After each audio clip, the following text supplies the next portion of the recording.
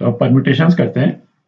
अभी तक अपन ने क्या देखा कि अलग अलग तरह के ऑब्जेक्ट्स को यदि हमको अरेंज करना है तो उन ऑब्जेक्ट्स को हम किस तरह से अरेंज करते हैं, है ना, उसको नंबर ऑफ वेज को काउंट करने के इंट्यूटिव तरीके देखे अपन ने, है ना। कोई नोटेशन या फॉर्मूला अपन ने नहीं यूज किया, हमने इंट्यूटिवली देखा कि भाई काउंट करने के तरीके हम किस तरह से निकाल सकते हैं। तो जो सेट ऑफ ऑब्जेक्ट्स जिसकी अपन बात कर रहे हैं, तो सेट ऑफ ऑब्जेक्ट्स क्या थे, जैसे किसी केस में लेटर्स थे, है ना, किसी केस में डिजिट्स थे, डिजिट्स को अपन ने अरेंज किया। फिर पर्सन्स जो हैं उनको यदि हमको बैठाना है ना, किसी सीक्वेंस में, तो उसका अरेंजमेंट देखा। तो अलग अलग सेट ऑफ ऑब्जेक्ट्स को अरेंज करने का तरीका देखा अपन ने, ठीक है। तो अब अपन परम्यूटेशंस देखते हैं। परम्यूटेशन क्या हुआ, तो परम्यूटेशंस क्या हुआ, permutation of a set of object, है ना, और ऑब्जेक्ट क्या है वो अभी अपन ने डिस्कस किया, is the number of ways in which a set of objects can be arranged, ठीक है। ये क्रूशियल वर्ड है। परम्यूटेशन बेसिकली क्या होता है, यदि एक सिंगल वर्ड में यदि परम्यूटेशन को बोलें तो ये है अरेंजमेंट, ठीक है। अच्छा, in permutation the order of arrangement matters, है ना, इसका मतलब क्या निकला इस वाले सेंटेंस का, इसको अभी देखेंगे थोड़ी देर में। और परम्यूटेशन को डिनोट अपन किस तरह से करते हैं, NPR, है ना, या फिर इसको या तो NPR लिखेंगे और या फिर P, है ना, NR, है ना, इन दोनों तरह से हम परम्यूटेशन को डिपिक्ट करते हैं। और ये N और R क्या डिनोट कर रहा है ना, NPR is the number of ways in which N objects can be arranged taking R objects at a time. मतलब N में से R ऑब्जेक्ट को हमको अरेंज करना है, पूरे N को नहीं अरेंज करना है, N में से R को अरेंज करना है, ठीक है। तो एक यदि सिंपल सा एग्जांपल यदि अपन ले लें तो 7 लेटर्स ले लेते हैं अलग अलग, है ना, इस तरह का चीज अपन पहले भी कर चुके हैं। 7 लेटर्स ले लिया अपन ने, और यदि 4 लेटर वर्ड यदि बनाना है, ठीक है, तो अपन कैसे करते थे उसको कि भाई 7 लेटर्स हैं और सारे सारे सातों लेटर्स जो हैं वो डिफरेंट हैं, तो इस वाले स्पेस पे 7 लेटर्स आ सकते हैं। अच्छा, रिपीटिशन अलाउड नहीं है, ठीक है, रिपीटिशन यदि हम अलाउ नहीं करते हैं तो इस पे 7 आएंगे, इस पे 6 लेटर्स आ जाएंगे, इस पे 5 लेटर्स आ सकते हैं, इस पे 4 लेटर्स आ सकते हैं। तो ये अपन ने ये जो अभी जो एक्सरसाइज की, ठीक है, ये क्या एक्सरसाइज की, हमारे पास में n ऑब्जेक्ट्स, तो इस केस में n क्या हो गया, n7 हो गया, ठीक है। हमारे पास में n ऑब्जेक्ट्स थे, n में से हमने r ऑब्जेक्ट्स को अरेंज किया। हमने कितने ऑब्जेक्ट्स को अरेंज किया, 4 ऑब्जेक्ट्स को अरेंज किया। तो इस केस में r कितना है, 4 है, ठीक है। तो number of ways to arrange कितना हो गया, 7 इंटू 6 इंटू 5 इंटू 4, ठीक है। तो NPR जो है बेसिकली क्या हो गया, 7P4।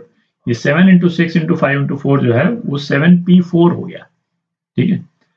अब आप देखें जो ये वाली जो टर्म है ना, ये टर्म इतनी बार आएगी कि इसको इस तरह से लिखना जो है वो मुश्किल होगा।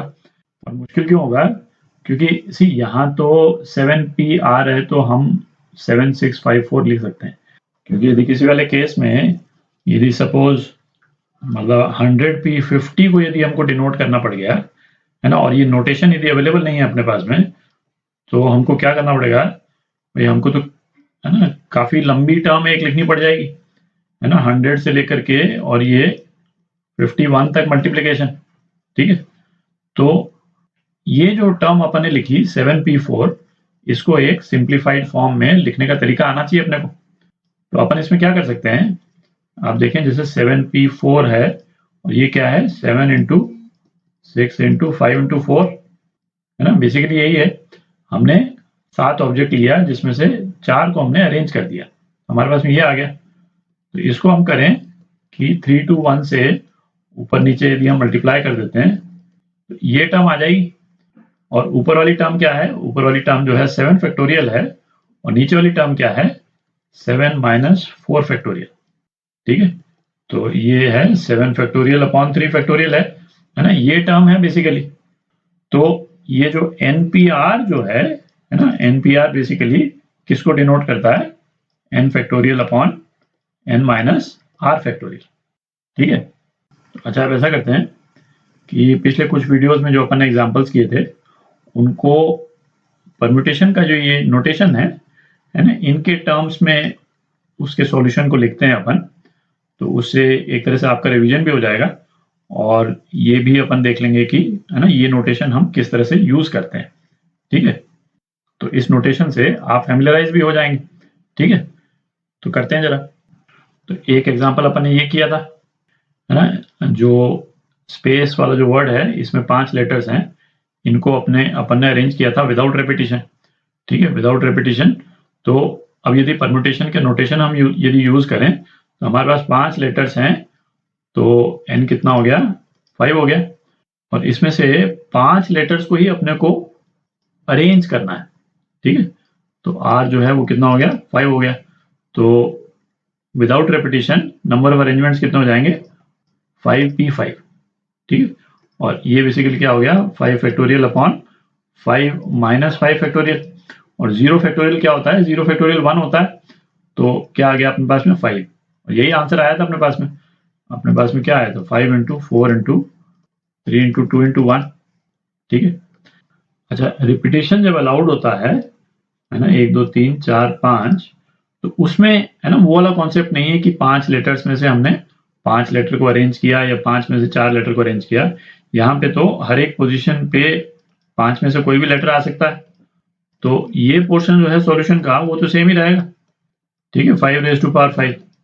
तो है ना, ये इसमें ये वाला नोटेशन जो है वो कहीं पे रोल प्ले नहीं करता। ठीक है, अच्छा, अरेंजमेंट विथ रेस्ट्रिक्शन।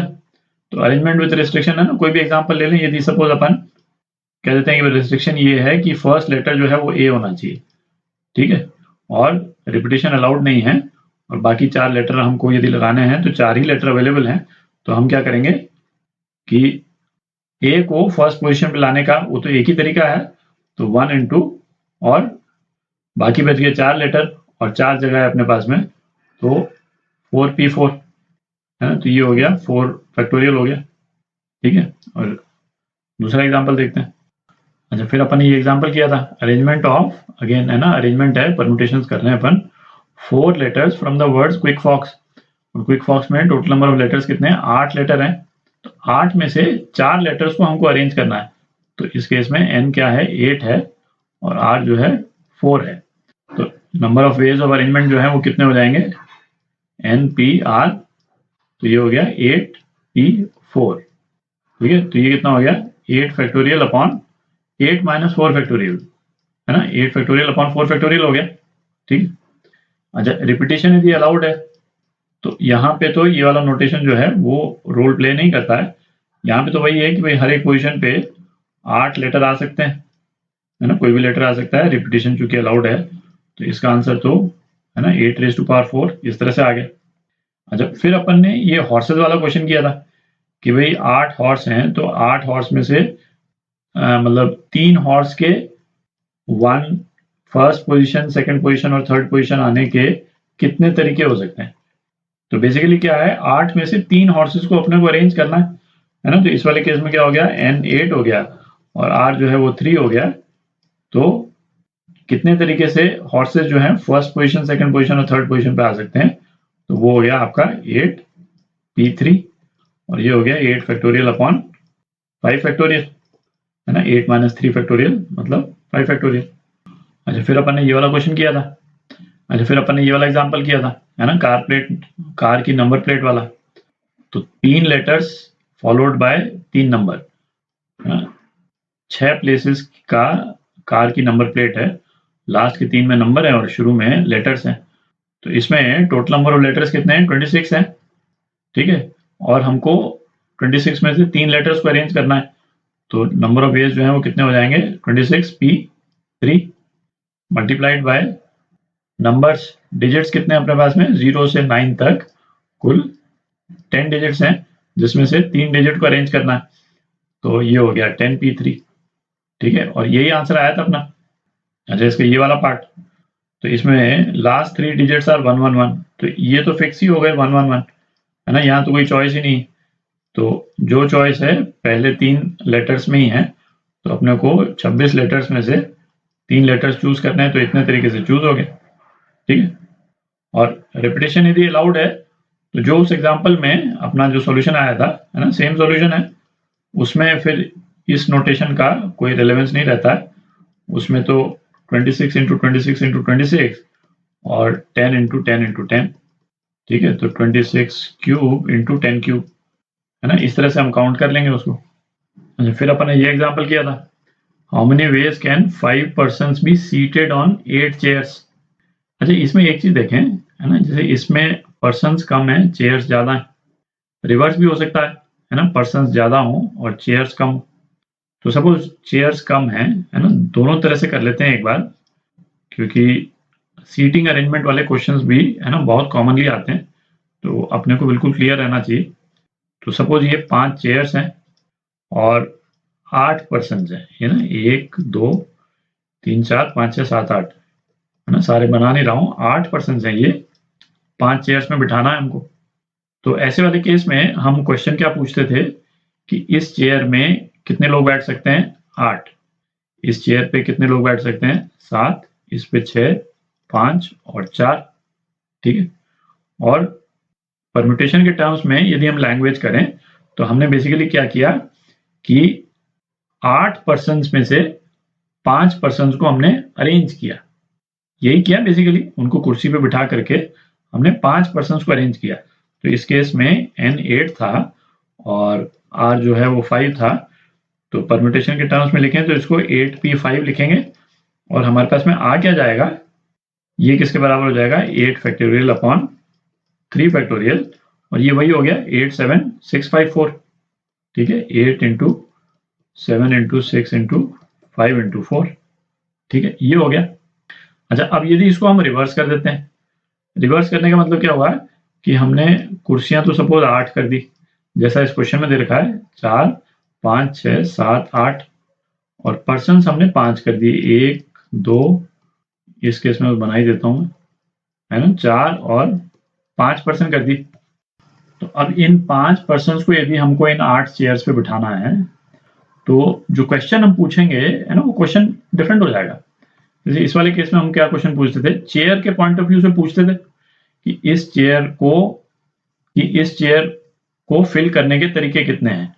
तो 8 तरीके हैं, क्योंकि हमारे पास में 8 पर्सन हैं। इस चेयर को फिल करने के कितने तरीके हैं, 7, इस चेयर को फिल करने के कितने तरीके, 6। यहाँ पे हमारा क्वेश्चन डिफरेंट हो जाएगा। क्वेश्चन क्या हो जाएगा हमारा कि इस पर्सन के पास में बैठने के कितने ऑप्शन है, ठीक है, 8 ऑप्शन है क्योंकि 8 कुर्सियां हैं। इस पर्सन के पास में बैठने के कितने ऑप्शन है, 7 ऑप्शन है। इस पर्सन के पास में बैठने के कितने ऑप्शन है, 6, फिर 5 और 4। आंसर सेम ही आएगा, ठीक है। पर इस केस में क्या है, हम चेयर को पर्सन के पास में लेकर के जा रहे हैं, ठीक है। जब जैसे बिठाना हो तो पर्सन यहीं पे है, 8 में से किसी भी चेयर को हम यहाँ पे लेकर के जा सकते हैं। चेयर को यदि हम नंबर कर दें C1 C2 से लेकर के C8 तक, है ना, तो डिस्टिंक्ट चेयर्स हैं, ठीक है। चेयर को हम पर्सन के पास में लेकर के जा रहे हैं, और यहाँ पे पर्सन को यदि हम लिस्टिंग कर दें P1 P2 से लेकर के P8 तक, तो पर्सन को हम चेयर के पास में लेके जा रहे थे। तो इस वाले केस में भी n कितना है, n 8 है ना, 8 चेयर्स में से 5 चेयर्स को हमको लेकर के जाना है पर्सन के पास में, और r कितना है, 5 है, ठीक है। तो इसमें भी नंबर ऑफ वेज जो है वो इन 5 जनों को हम 8 चेयर्स पे बिठा सकते हैं, कितना है, 8p5। तो ये कितना हो गया, 8 फैक्टोरियल अपॉन 3 फैक्टोरियल, ठीक है। अब इसके बाद में जो नेक्स्ट क्वेश्चन अपन ने किया था उसको भी देख लेते हैं एक बार। इसके बाद में अपन ने ये वाला क्वेश्चन किया था, अब इसका ए पार्ट देखें, है ना, 2 rows of chairs with 5 seats each are placed as shown. How many ways can 8 persons be seated on these 10 chairs?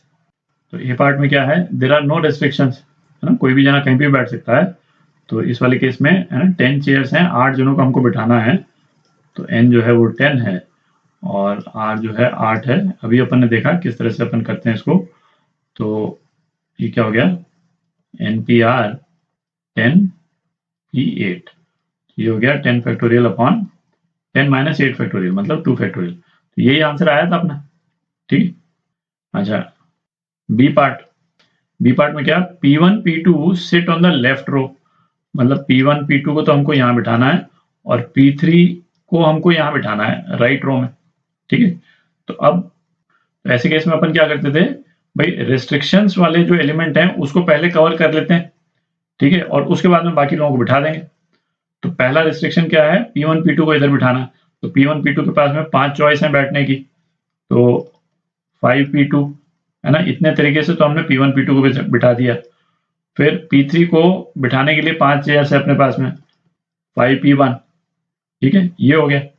अच्छा, फिर कितने जने बच गए अपने पास में, 5 जने बच गए, 3 को बिठा दिया अपन। और कुर्सियां कितनी बच गई अपने पास में, 10 में से 3 कुर्सियां फिल हो गई, तो 7 कुर्सी बच गई। तो ये कितना हो जाएगा, 7P5, है ना। इतने तरीके से हम बाकी 5 लोगों को बिठा सकते हैं, और ये आंसर आया था अपना। तो ये आप देखें, है ना, नोटेशन फॉर्म में लिखने से थोड़ा सा सिंप्लीफाई हो जाता है अपना एक्सप्रेशन। तो ये बेसिकली वही एग्जांपल्स को अपन ने दोबारा देख लिया, और उनको जो परम्यूटेशन का जो मेन नोटेशन है उसके फॉर्म में हमने लिख करके देख लिया, ठीक है। तो नेक्स्ट वीडियो में अपन कॉम्बिनेशंस देखेंगे, और परम्यूटेशन और कॉम्बिनेशन के बीच में डिफरेंस क्या रहता है, तो उसको देखेंगे।